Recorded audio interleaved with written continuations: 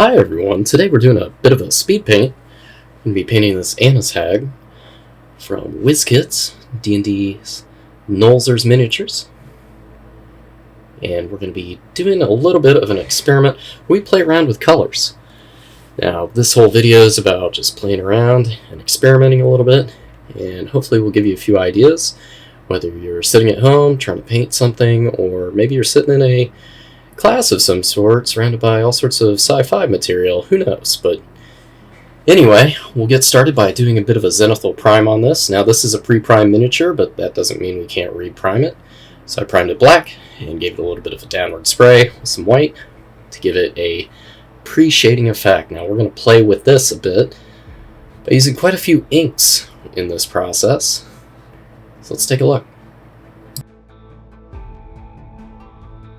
We're going to start off by getting out a dry palette. This is a piece of recycled plastic I've taken from some packaging, and I'm going to get out our Inktense green, violet, yellow, and wood inks.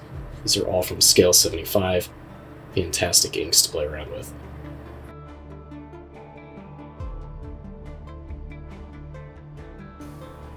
So I'm going to start off here by getting out a little bit of our Inktense yellow, and we're going to be turning this into a wash. So inks are really nice for behaving a lot like a wash or a stain over a mini, and in this case we're going to mix it with some Lahmian medium to kind of thin it down a little bit and give it a little bit of body. And then we're also going to get out some of our Inktense green to go with this, and we're gonna play around a little bit. We're gonna use a bit of washing technique. Now washing is using that thin glaze to add little bits of color at a time, and since we have a nice pre-shaded mini, the pre-shading will actually help us out and give us a lot of depth and everything very easily. Once this dries on the mini, we're going to add a little bit of flow improver as well here. It will give it a nice tint and shade.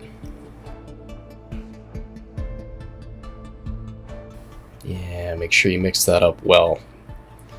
You want this nice, fairly consistent kind of mixture here. And we're going to draw out some of our Inktense violet as well.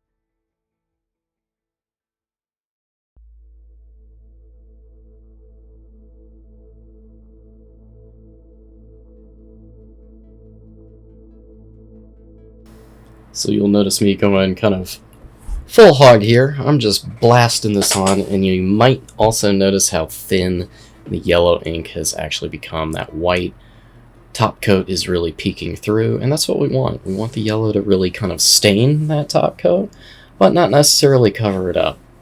The pre-shading that I did with the airbrush ahead of time, although fairly quick, saves us a lot of time trying to go through and enhance shadows and shades, and we're actually going to bump that up here as a second step. But first we're going to get all of the skin covered in this yellow ink and start allowing that to dry. One of the fun things about washes and shades is that they do take a little bit of time to dry. One of the things that I always recommend to people is that if you are waiting on a shade to dry, you can do one of two things. You can either get out a heating tool.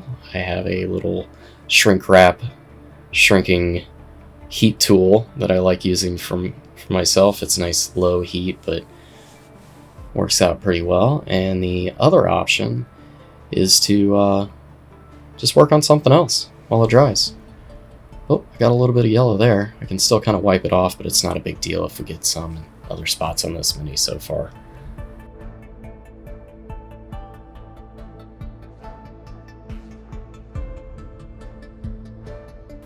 Always good to try to keep mixing up our mixes. Sometimes they kind of settle out or just don't stay completely mixed. Remember, we're working with emulsions, so before you start applying things, make sure that you kind of get it mixed up. Now, one of the interesting things that I'm going to be playing around with here goes kind of against what I just talked about. We're actually going to be using some of our Inktense Violet and putting it on the very wet yellow ink and letting it mix. We're going to be exploiting the capillary effect of fluids and allowing that to kind of seep into the cracks and crevices and flow along the ink that we've already applied there. Now for the color part of this, the reason that I am using violet over yellow is that violet and yellow, or purple and yellow, are pretty complementary colors according to our color wheel. So they will mix down and make some very interesting colors. One applies very well over the other. And I'm hoping for some interesting skin tones. Just a pre-warning, I've never done this before, so you're seeing me try this out for the first time, these particular colors on this particular model. And you know what? Don't get scared. Part of the fun of minis is experimenting, and it's fairly easy to get paint off of minis or to just paint over something that you don't like. So I like to get in there and kind of experiment around. And I think this is starting to turn into something very interesting. You can see how the violet is interacting with the yellow, and we're getting some neutral tones. We're getting some very deep saturated shadows, which I appreciate. And I can kind of go back and forth with the yellow a little bit. I can pick up some of the wet ink with the brush, just like there. And you can see how the capillary effect works along edges of things. Make sure we get a lot of the edging done and what have you before we move on. And once this is kind of locked in, I will move on to the next step. But I want to make sure that I get all the crooks and crevices, the hands, and anything that look like it might just either have restricted blood flow or just actually a lot of blood flow underneath the skin.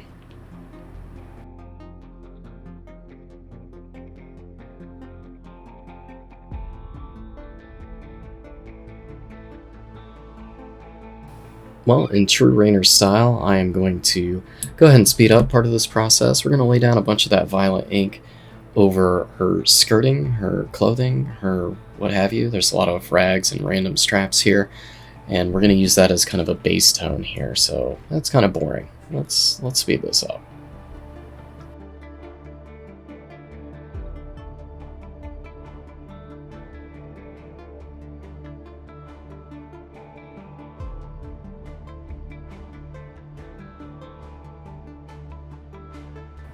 I just want to put out there that the total paint time for this mini, after I had finished completing it, it was about 45 minutes, so this is a fairly quick paint job, especially for me, but it also goes to show you the powerful of some crease shading, whether you use an airbrush and use a zenithal style kind of pre-shade, or you do a dry brush grisaille style, either or, it's a very powerful tool. Use it where you can.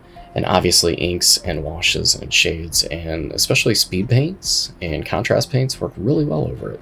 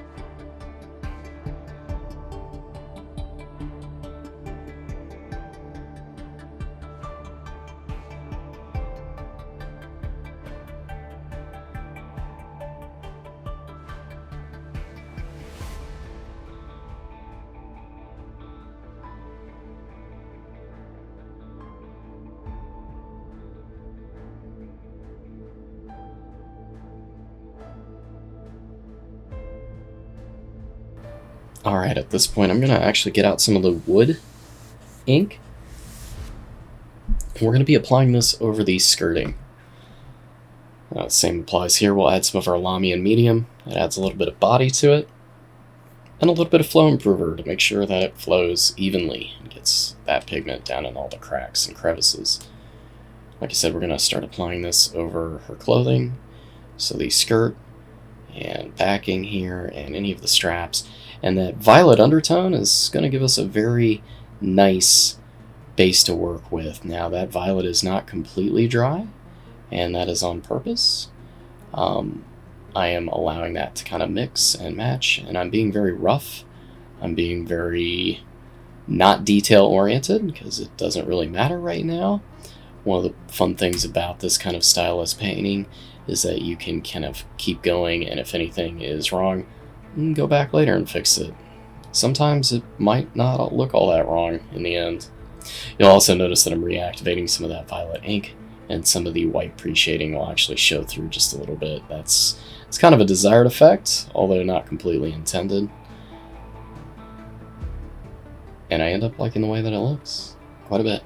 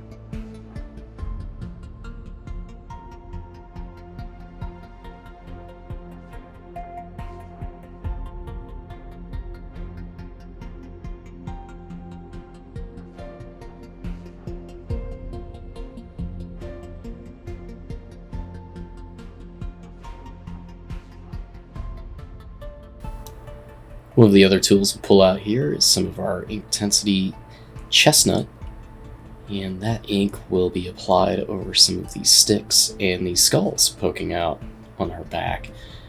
And this will give us a nice base tone along with the pre-shade again, and we'll take it from there.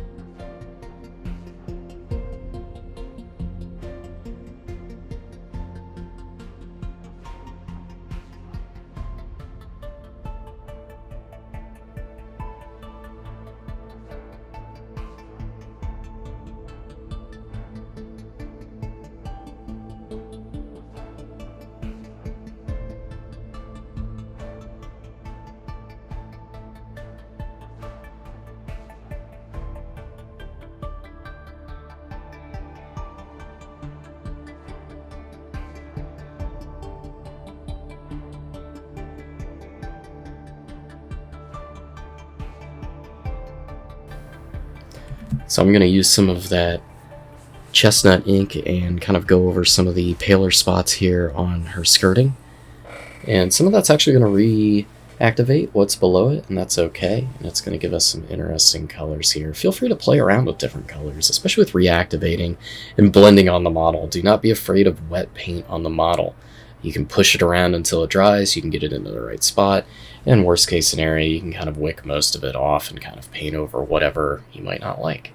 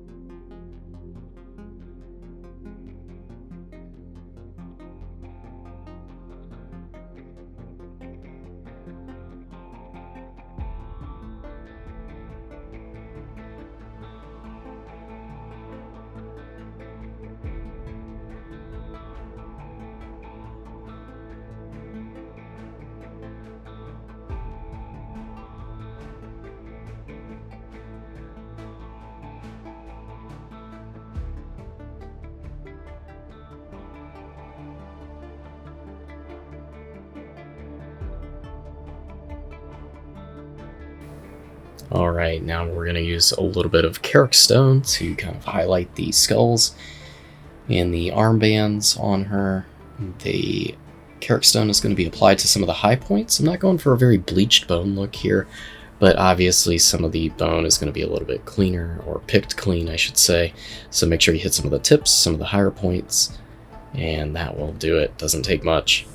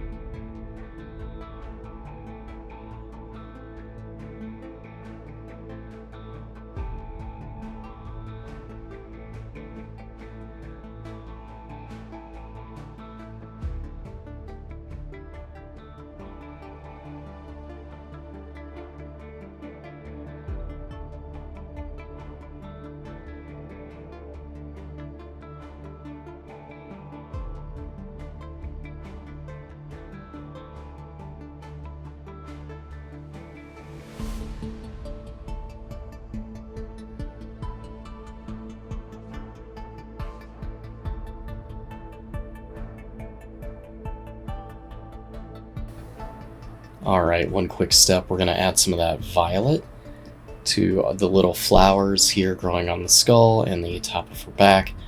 And in the center, we're going to use a little bit of Acryl Warm Yellow to hit the center of those. Same thing here on the little arm flowers, but nice easy 1-2 step, mostly because purple and yellow work so well together.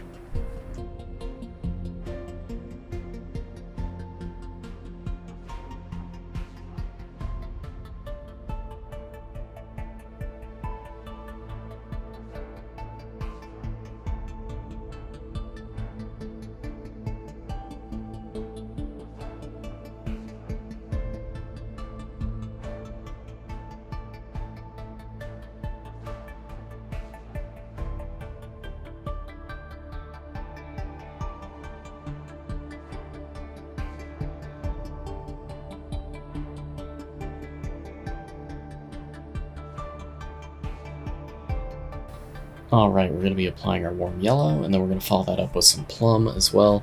The yellow will go in the center of the flowers, and then the plum will be used to bring out the kind of fringes of the flower petals towards the outside to make them look a little bit more volumey. Give them a little bit more volume. However you say that. Whatever. You know what I'm talking about.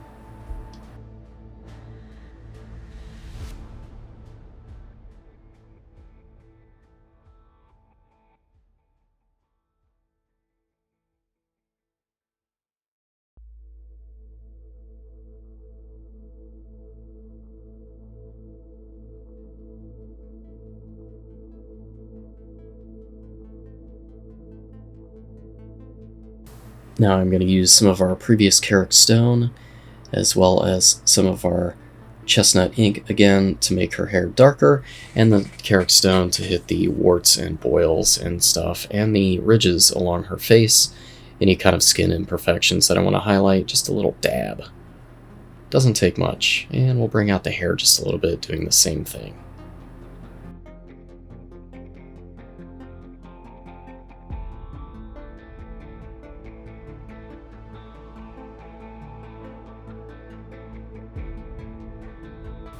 Alright, here comes the plum, and we'll kind of glaze out the tips of the flower petals and make them look a little bit more neat and interesting.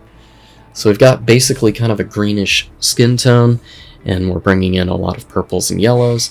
This is a great color combination. Obviously, our skirt uses some of the same kind of brown tones that we've used across this whole thing, as well as her hair. So a lot of the shading is done either in violet or in chestnut brown.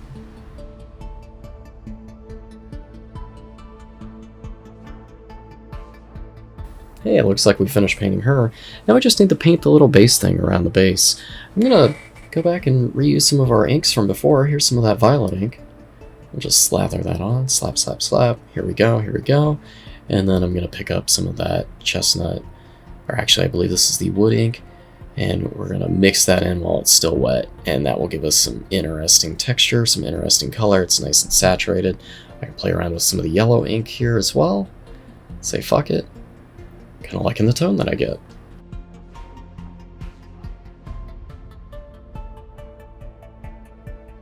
And of course the final step, we will go ahead and slap her on a base. I'm not too worried about decorating up this base, but it does make her a little bit more stable. And I had a really good time with this mini. Even though this was a short paint job, we played around with a lot of different inks, played around with some colors. I learned a bit here and there, and I think I'll probably reuse some of this technique and color combinations on some other minis. Let me see how this all works together, top to bottom.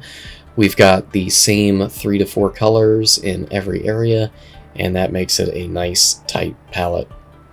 You don't ever want to get too complicated with your palettes, but you do want to add enough color to get a lot of contrast, both color and texture-wise.